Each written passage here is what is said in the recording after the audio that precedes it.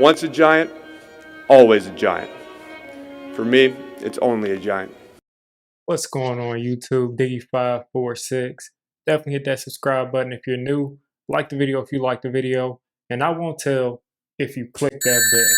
But let's go ahead and get into this. So what's going on, people? I just wanted to address the Kadarius Toney stuff. I got a couple of videos coming out as far as draft film sessions, Greg Dulcich, Derek Stingley, a couple other guys, tight ends, receivers that are going to come that I already kind of got pieced out to just go ahead and just record right over. So those should be coming out. I'm not sure if I'll cluster them together, if I'll spread them out, but those will be coming out. At least I'm expecting I'll at least have 5 to 7 videos out before next Thursday. So I'm excited about that. But I wanted to talk about this Kadarius Toney stuff because it is really out of control, man. It's really out of control. When you look at Kadarius Toney, for a quick recap, last year as a rookie, he didn't show up to voluntary minicamp and as far as the rookies go. He showed up to the rookie minicamp, and when he showed up to that, there was the thing with his shoes. And we all laughed about it. We thought it was just minor. The thing with his shoes happened. Fine, that's cool. His shoes just didn't fit. They had to get him the right shoes. Then there's voluntary training camp, not mini camp because he wasn't on the roster at that point, but voluntary training camp was there and he couldn't show up because he had a family emergency. That is completely valid, but that definitely put him behind, and it probably put him behind as far as his body, because a lot of anything about being an athlete, if you're an athlete, you know that if you don't work out regularly, if you don't stretch regularly, if you don't put all the extra time in regularly on a regular basis, that you will have a higher chance of getting hurt. Little things like, pulls and hyperextensions, those are a lot more likely if you're not putting in that consistent work. So I thought that might have been a reason why he got hurt a lot last year, but let's just put that on pause. He didn't show up to that. There was a reason. And then he was just injured pretty much that entire last season. And when you saw this guy get on the field and it looked like he was right, he didn't even look completely healthy, but about 85% of himself. When he looked like he was right, he looked like he could be a game-changing, literal top 5, top 4, game-changing type of receiver. And to see that on the field and then to not see it again is really a crime. Of course, you blame a lot of that stuff on Jason Garrett. Of course, you blame a lot of it on Daniel Jones and Mike Glennon and Jake Fromm and whoever else we threw out there. I can't even remember. Pretty sure it was just those two, but it was horrible.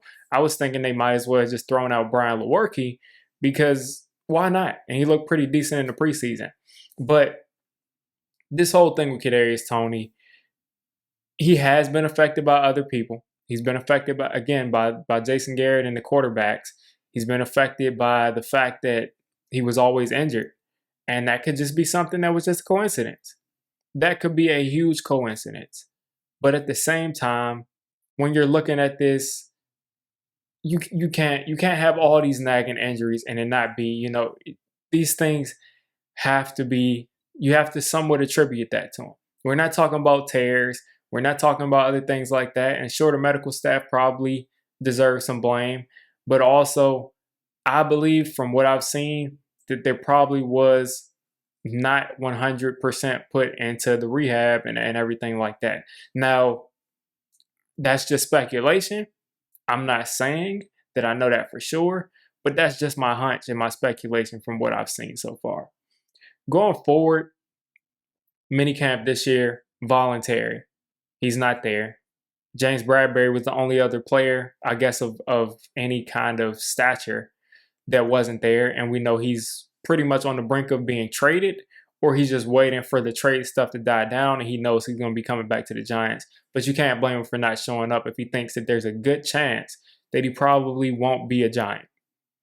But Kadarius Toney, injured all last year. A first-round pick that they thought that the Giants shouldn't have made. A ton of things stacked up against them. Known to be injured, known, to have rumors of not being committed.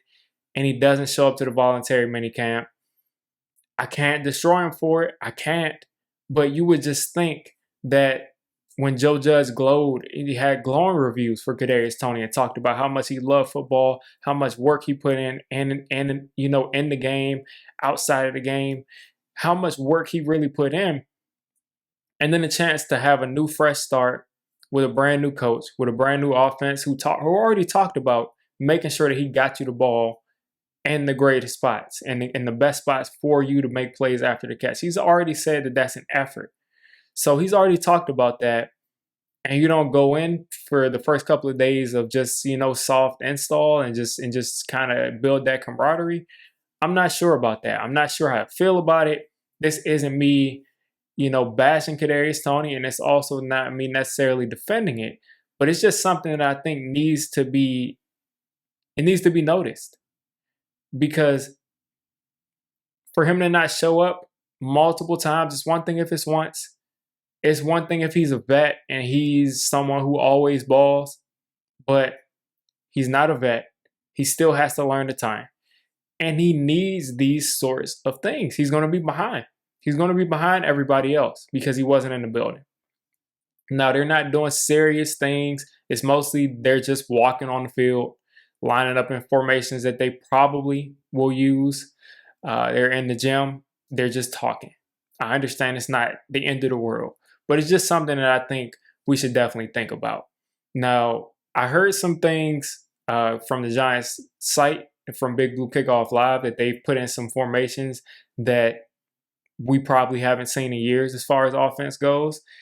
And I just think these things will be helpful for Kadarius Toney to go through, because everybody has to get in there and learn that offense one way or another at whatever pace they're going to learn it. And we heard some rumblings that he was having issues learning Jason Garrett's offense. Now, of course, maybe that was all rumors, but when rumor after rumor after rumor after rumor after rumor shows up, my antennas start to go up. So I'm hoping that Kadarius Toney is dealing with some stuff in his life, or he's just doing whatever he wants to do. And I'm just hoping that when he gets here and it's mandatory, he's all in. He takes care of his body. He can play a full season this upcoming year. He can be the playmaker that we know that he can be, because I'm just scared for some reason that he's going to end up being a guy who could have been, because he didn't really want to be here, whether that be the Giants, whether that be he just wanted his first couple of checks. I don't know, but I'm just scared about that. But I'm hoping that Kadarius Toney comes in here, balls out, becomes the receiver that I know he can be. I'm just hoping that he can do that. I really don't want to see this guy coming back and getting a bunch of nagging injuries because he wasn't, taking it 100% in the offseason. And this has nothing to do with the rap. We all know that you can be a rapper. You can have 100 hobbies and you can still have time for football. So I don't want to hear anybody commenting about Kadarius Toney dropping the album or his rap career, because that's BS to me. So those are just my thoughts on that. You guys let me know. I'm sure there's going to be people on either side with really strong opinions, but you guys let me know what you're thinking of Kadarius Toney not showing up again to voluntary workouts. It's always something that pops up in the news. I'll tell you one thing, he's probably one of the more entertaining players on the roster, and hopefully that can come and translate over to the field. You guys let me know what you're thinking. If you made it this deep into the video, come on, just hit the subscribe button. I make Giants content primarily, draft content secondarily, and during the season, I'm going to be doing a lot of reacting to pretty much most of the NFL games and everything NFL. So if you made it this deep, go ahead and join the D6 squad.